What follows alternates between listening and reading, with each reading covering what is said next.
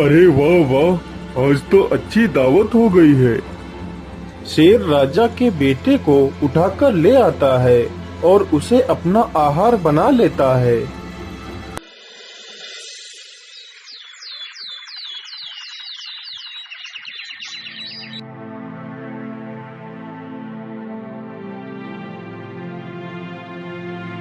हाय हाय, मेरा बेटा कहाँ गया? मेरे बेटे को कोई चुरा कर ले गया है। महाराज, मेरे बेटे को ढूंढ लाइए, नहीं तो मैं भी अपने प्राण त्याग दूंगी। लेकिन महारानी जी, आखिर इस महल से बच्चे को कोई चुराकर कैसे ले जा सकता है?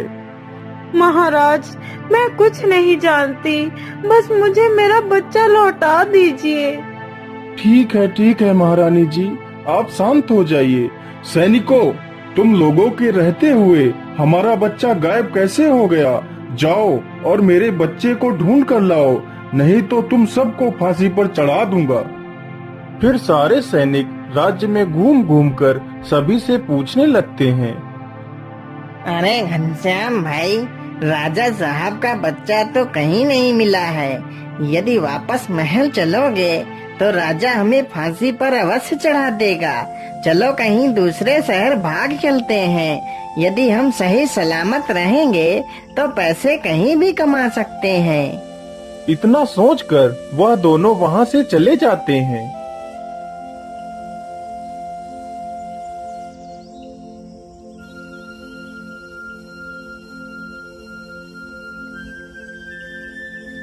बाबा, आंखें खोलिए बाबा, हमारी मदद करिए बाबा। क्या बात है बेटा, कौन हो तुम और तुम्हें क्या मदद चाहिए? बाबा, मेरा नाम उन्नति राम है और मैं एक व्यापारी हूँ और यह मेरी पत्नी है। बाबा, मुझे ईश्वर ने सब कुछ दिया है, बस एक औलाद की ही कमी है। बाबा, आप ही मुझे कोई उपाय बता दीजिए जिससे मुझे संतान की प्राप्ति हो जाए। बेटा, उपाय तो है, लेकिन उपाय बहुत ही कठिन है। इसमें तुम्हारा बहुत नुकसान भी हो सकता है। बताइए बाबा, वह उपाय क्या है? मैं पुत्र प्राप्ति के लिए कोई भी नुकसान उठा सकता हूँ। तो सुनो बेटा, कल पूर्णिमासी है। यदि तुम सूर्य उदय से लेकर सूर्यास्त तक दान करो तो तुम्हें पुत्र की प्राप्ति अवश्य होगी।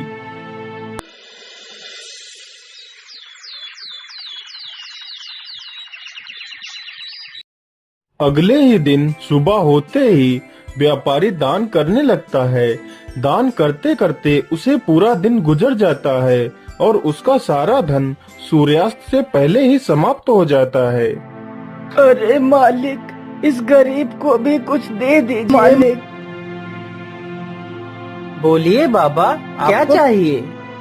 मालिक, मैं बेसहारा हूँ और इधर उधर की ठोकरें खाता हुआ घूम रहा हूँ। मालिक, मेरे पास रहने के लिए घर तक नहीं है। यदि आप मुझे अपना यह घर दे दें तो आपकी बहुत कृपा होगी मुझ पर। ठीक है बाबा, जाइए, मैंने आपको ये घर दे दिया। मालिक, मैंने 4 दिनों से कुछ भी नहीं खाया है मालिक, और ना ही मेरे बीवी बच्चों ने कुछ खाया है। जैसे ही मुझे आपके बारे में पता चला, मैं दौड़कर आपके पास आ गया मालिक। यदि आप मुझे 10 सोने की मुद्राएं दे दें तो मैं अपने परिवार का पेट कुछ दिनों के लिए पाल सकता हूँ। हे भगवान, अब मैं क्या करूँ? आखिर इसे 10 सोने की मुद्राएं कैसे दूं, जबकि मेरे पास तो कुछ भी नहीं बचा है। क्या करूं भगवान? क्या सोच रहे हैं मालिक? क्या आप मेरी मदद नहीं करेंगे मालिक? नहीं नहीं, मैं तुम्हारी मदद अवश्य करूंगा। चलो मेरे साथ, मैं तुम्हें स्वर्ण मुद्राएं देता हूँ।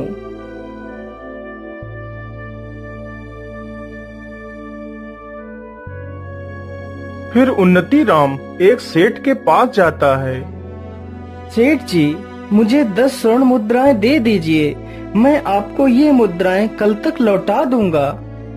मैं तुम्हें 10 स्वर्ण मुद्राएं तो दे सकता हूँ, लेकिन उसके बदले तुम्हें मेरे पास कुछ गिरवी रखना पड़ेगा।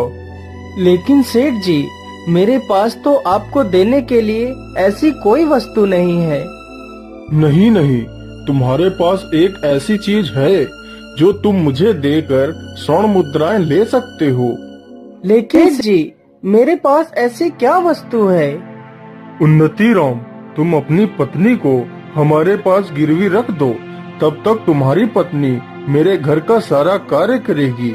जिस दिन तुम मुझे मेरी मुद्राएं वापस कर दोगे, उस दिन तुम अपनी पत्नी को ले जा सकते हो। ठीक है सेठ जी, मैं मंजूर हूँ, मुझे स्वर्ण मुद्राएं दे दीजिए। फिर वह सेठ उन्नति राम को 10 स्वर्ण मुद्राएं दे देता है और उन्नति राम वह स्वर्ण मुद्राएं उस भिक्षुक को दे देता है। अब तो मेरे पास कुछ भी नहीं बचा है, अब मैं पैसे कहाँ से लाऊं? मैं ऐसा करता हूँ, अपने मित्र से मदद मांगने के लिए जाता हूँ। फिर वह मदद मांगने के लिए अपने मित्र के पास जाता है। मित्र, मुझे तुम्हारी मदद की आवश्यकता है, मैं बहुत परेशानी में हूँ मित्र। क्या बात है मित्र, तुम्हें किस बात की परेशानी है, बताओ मुझे। फिर उन्नति राम अपने मित्र को पूरी कहानी सुनाता है। अब मैं क्या करूँ मित्र, तुम ही मेरी आखिरी उम्मीद हो, मेरी मदद करो मित्र। लेकिन मित्र, मैं तुम्हारी मदद नहीं कर सकता। इस बार व्यापार में बहुत ज्यादा घाटा हो गया है, जिसके कारण इस समय मेरे पास एक पैसा भी नहीं है। उसका मित्र भी उसकी मदद करने से इनकार कर देता है, तो उन्नति राम बहुत ही दुखी हो जाता है और वहाँ से वापस चल देता है।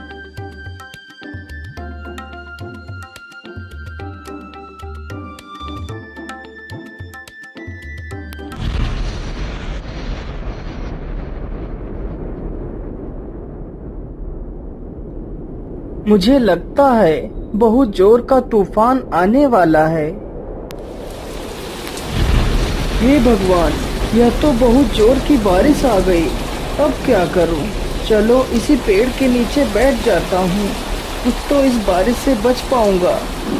उन्नति राम पूरी रात उसी पेड़ के नीचे बैठा रहता है।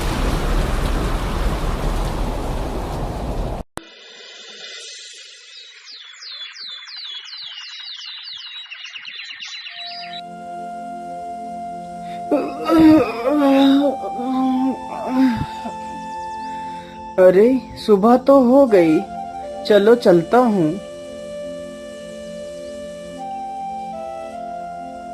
उन्नति राम चलते चलते बहुत थक जाता है और उसे बहुत जोर की प्यास भी लगती है। अरे मैं तो चलते चलते बहुत थक गया हूँ और मुझे बहुत जोर की प्यास भी लगी है। मुझे लगता है वहाँ पर कोई कुआं है, चलो चलकर देखता हूँ। उन्नति राम कुएं के पास जाता है। उसी कुएं में रात के भयानक तूफान में फंसकर एक शेर और एक बंदर तथा सर्प और एक सोनार उसी कुएं में गिर जाते हैं। उन्नति राम जैसे ही अपना घड़ा डालता है, तभी शेर रस्सी को पकड़ लेता है। कौन है? कुएं के अंदर कौन है? किसने मेरे घड़े को पकड़ लिया है? छोड़ दो मेरा घड़ा। अरे मुसाफिर, मैं एक शेर हूँ। मैं रात के तूफान में इस कुएं में गिर गया था। यदि तुम मुझे बाहर निकाल लो तो तुम मुझसे जो भी मांगोगे मैं तुम्हें दे दूंगा। अरे नहीं नहीं शेर भाई, मैं तुम्हें बाहर नहीं निकाल सकता। कहीं तुम बाहर आकर मुझे खा गए तो? नहीं नहीं मुसाफिर, मैं तुम्हें खाऊंगा नहीं। कृपया कर मुझे इस कुएं से बाहर निकाल लीजिए। फिर उन्नति राम उस शेर को बाहर निकाल लेता है। हे मुसाफिर, मेरी जान बचाने के लिए मैं तुम्हारा बहुत बहुत धन्यवाद करता हूँ। मैं यहीं पास की गुफा में ही रहता हूँ। यदि तुम्हें कभी भी किसी प्रकार की मदद की आवश्यकता हो तो मेरे पास अवश्य आना। इतना कहकर शेर वहाँ से चला जाता है। उन्नति राम फिर से अपना पानी का घड़ा कुएं में लटकाता है, तो इस बार सर्प रस्सी को पकड़ लेता है। अरे अरे, कौन है कुएं के अंदर जिसने मेरा फिर से घड़ा पकड़ लिया है? हे मुसाफिर, मैं एक सर्प हूँ और मैं इस कुएं में आज रात को गिर गया था। कृपा कर मुझे इस कुएं से बाहर निकाल लीजिए। तुम मुझसे जो भी कहोगे मैं वही करूँगा। फिर उन्नति राम उस सर्प को भी कुएं से बाहर निकाल लेता है। हे नेक दिल इंसान, तुमने मेरी जान बचाई है, इसलिए तुम मुझे कभी भी कहीं भी मदद के लिए पुकारना तो मैं दौड़ा चला आऊंगा। इतना कहकर वह सर्प भी वहां से चला जाता है। इसी प्रकार उन्नति राम उस बंदर को भी बाहर निकालता है। हे मुसाफिर, तुमने मेरी जान बचाई है। मैं आपका ये एहसान कभी नहीं चुका सकता। तुम्हें जब भी मेरी मदद की आवश्यकता पड़े तो मेरे पास आ जाना, मैं आपकी मदद अवश्य करूँगा। लेकिन मेरी बात याद रखना, इस कुएं में एक सोनार गिरा हुआ पड़ा है, तुम उसे बाहर मत निकालना, वह बहुत ही दुष्ट तथा कपटी है। उन्नति राम जैसे ही अपना घड़ा कुएं में लटकाता है, तभी वह सोनार घड़े को पकड़ लेता है। अरे बड़े भाई, मुझे इस कुएं से बाहर निकाल लो, मैं बहुत परेशानी में हूँ। यदि तुम मुझे बाहर निकाल लोगे तो मैं तुम्हें सोने चांदी से तौल दूंगा। सोनार की यह बात सुनते ही उन्नति राम सोच में पड़ जाता है। मुझे पैसों की तो आवश्यकता है ही, क्यों न मैं इसे बाहर निकाल लूं, तो मेरी सारी समस्याओं का समाधान हो जाएगा। ठीक है, आप परेशान मत होइए, मैं अभी आपको बाहर निकाल लेता हूँ।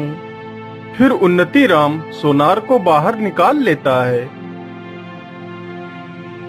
अरे मूर्ख मुसाफिर, तूने उन दुष्ट जानवरों को पहले बचाया और मुझे बाद में, लेकिन फिर भी मैं तुझसे बहुत प्रसन्न हूँ। तुझे जब भी मेरी मदद की आवश्यकता पड़े तो मेरे पास आ जाना, मैं संभल नगरी में रहता हूँ।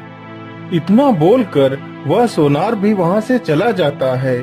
फिर उन्नति राम उस कुएं से पानी निकालता है और पी लेता है। अब तो मेरी प्यास बुझ गई है। चलो ऐसा करता हूँ, पहले मैं मदद के लिए उस शेर के पास चलता हूँ, देखता हूँ आखिर वह शेर मेरी क्या मदद कर पाता है। मेरे मित्र ने तो मेरी मदद नहीं की, चलो इस शेर से ही देख लेता हूँ। इतना बोलकर उन्नति राम वहां से चल पड़ता है।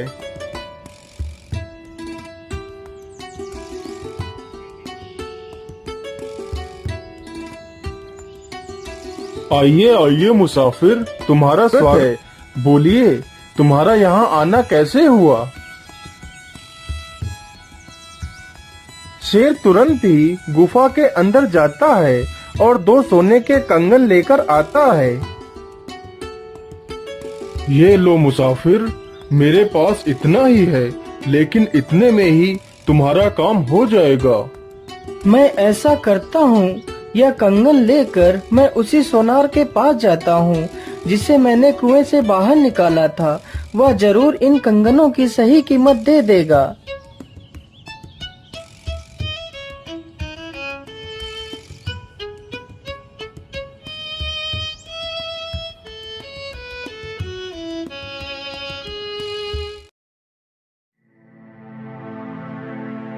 अरे बोलिए भाई, तुम्हारा यहाँ आना कैसे हुआ? अरे भाई, मैं ये कंगन बेचने के लिए आया हूँ। फिर वह सोनार उन कंगनों को ध्यान से देखता है। अरे ये कंगन तो राजा के पुत्र के हैं, जो पुत्र कुछ दिन पहले ही चोरी हो गया था। तो इसका मतलब राजकुमार को तुमने ही चुराया है। नहीं सोनार भाई, चोर नहीं हूँ। यह कंगन तो मुझे उस शेर ने दिए है जिसकी मैंने कुएं से जान बचाई थी। तुम झूठ बोल रहे हो। चलो राजा के पास, वहीं पर फैसला होगा।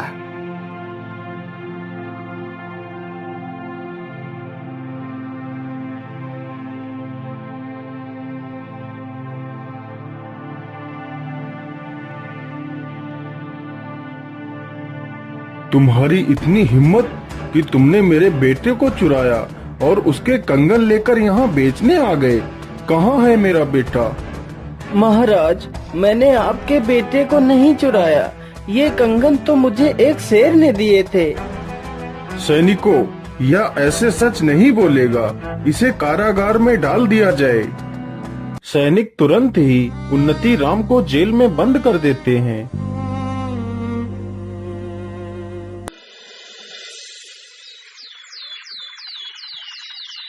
हे भगवान, ये कैसी मुसीबत में फंस गया हूँ। क्या करूँ, कैसे निकलूँ इस जेल से। मैं ऐसा करता हूँ, अपने मित्र सर्प को बुलाता हूँ। जैसे ही वह उस सर्प का स्मरण करता है, तभी वहाँ पर वह सर्प आ जाता है।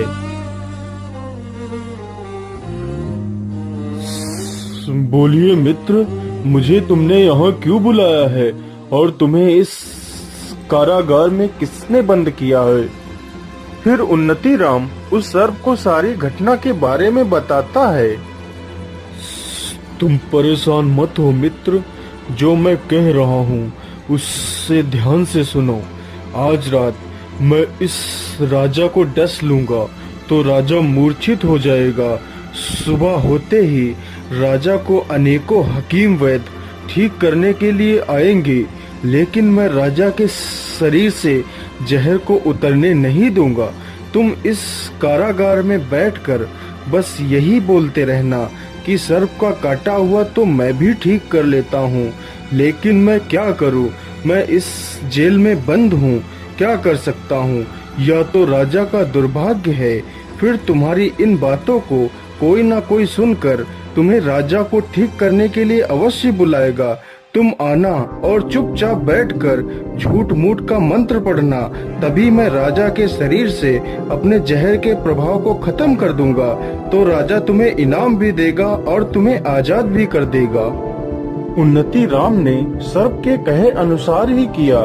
सर्प वहाँ से चला जाता है और राजा को डस लेता है। सुबह होते ही पूरे राज्य में हंगामा कट जाता है। कई प्रकार के वैद्य डॉक्टर सब आते हैं, लेकिन राजा को कोई ठीक नहीं कर पाता है।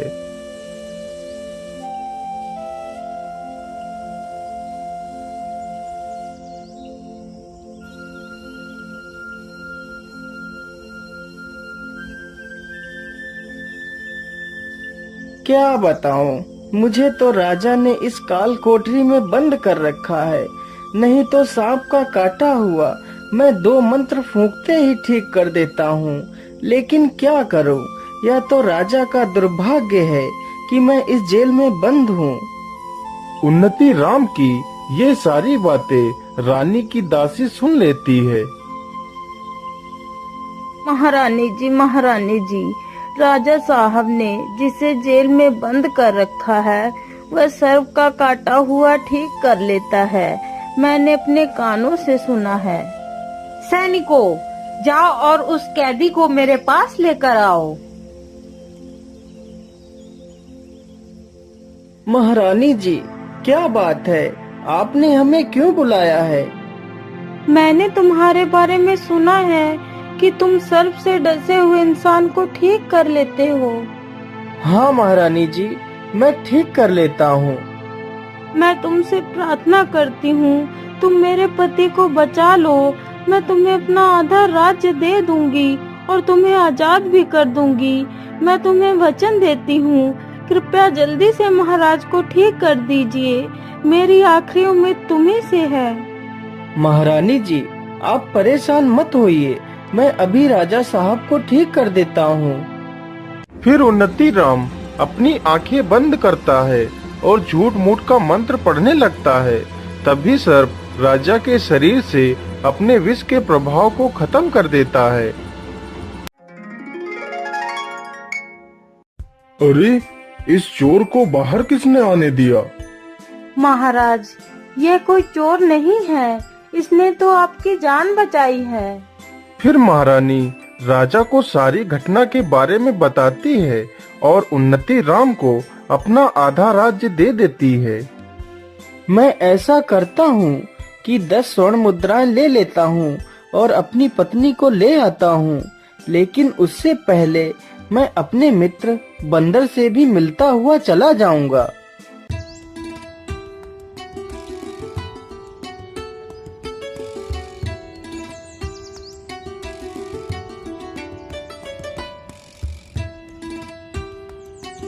आइए मित्र, तुम्हारा स्वागत है।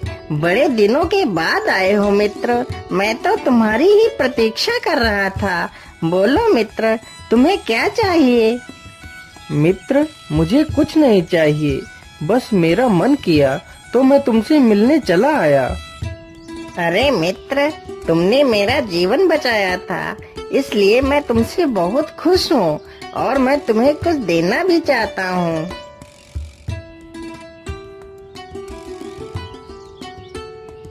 फिर बंदर 2 फल लेकर आता है।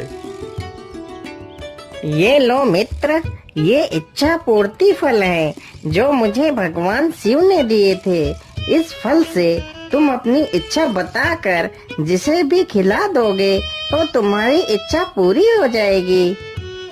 ये सुनकर उन्नति राम बहुत प्रसन्न हो जाता है और फल लेकर वहाँ से सीधे सेठ के पास पहुँच जाता है।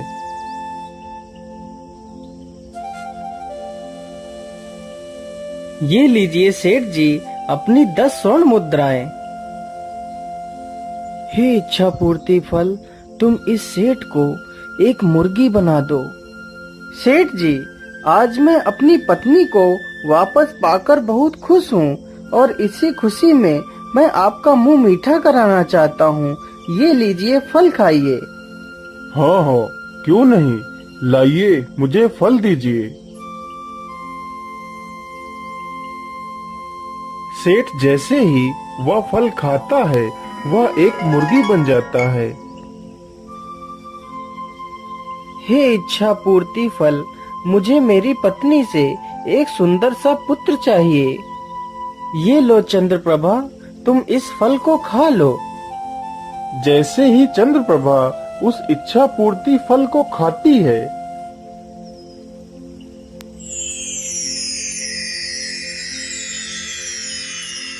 बच्चा मिलने के बाद वह दोनों बहुत ही प्रसन्न होते हैं और अपने राज्य की ओर लौट जाते हैं। अरे हरामखोर मुर्गे, मैं मुर्गी नहीं हूँ, मैं सेठ हूँ, मुझे छोड़ दे,